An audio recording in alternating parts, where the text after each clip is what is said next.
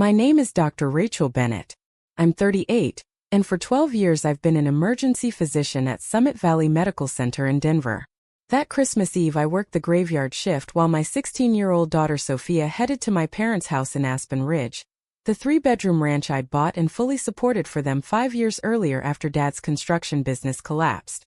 Sophia had spent hours baking snowflake cookies and wrapping gifts with teenage precision.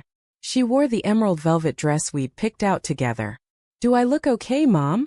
she asked, twirling in the hallway mirror. I kissed her forehead and told her she looked perfect. My phone stayed silent all night. When I dragged home at dawn on Christmas morning, still in scrubs after a brutal A25 pileup, I found Sophia asleep on our couch in that same dress, mascara smudged, a single piece of cold toast on the counter beside her untouched cookie tin. "Baby, what happened?" I sat beside her. "There wasn't any room for me," she whispered. "Grandma said they didn't expect me to stay since you were working. Aunt Megan and Chloe took the guest room. The table was set for 5. Chloe sat in my usual chair by the window. When I asked for a folding chair, everyone went quiet. Grandma suggested I come back in the morning when it was less crowded. So I walked home in the snow. My chest tightened.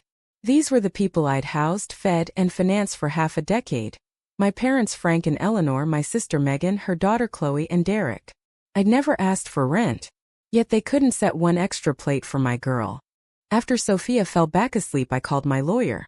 In Colorado, with no lease, they were month-to-month tenants at will.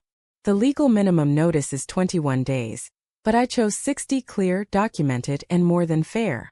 The letter went out the next day. Your tenancy at 1427 Aspen Ridge Lane will terminate in 60 days. Vacate by February 28th. Delivering it shattered their holiday glow. Tears, accusations, social media appeals from relatives followed. A health firm. Sophia and I spent the weeks baking together, talking late into the night about belonging and self-worth. They moved out on time. It was hard watching them adjust to real rent and jobs.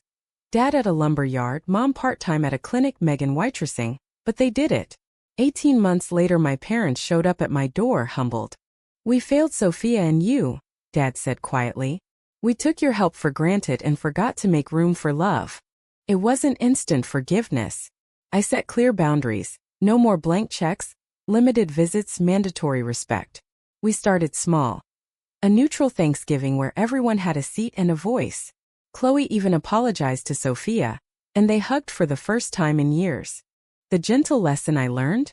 Blood doesn't automatically make family. True family makes room at the table. Literally and in our hearts. Sometimes the most compassionate thing you can do is enforce boundaries so everyone can finally grow. Sophia and I are closer than ever, building quiet traditions in our peaceful home with Rocky Mountain views. We volunteer at holiday shelters now, making sure no kid ever feels left out. Choosing my daughter wasn't revenge. It was the most human decision I ever made. And I'd make it again every single time.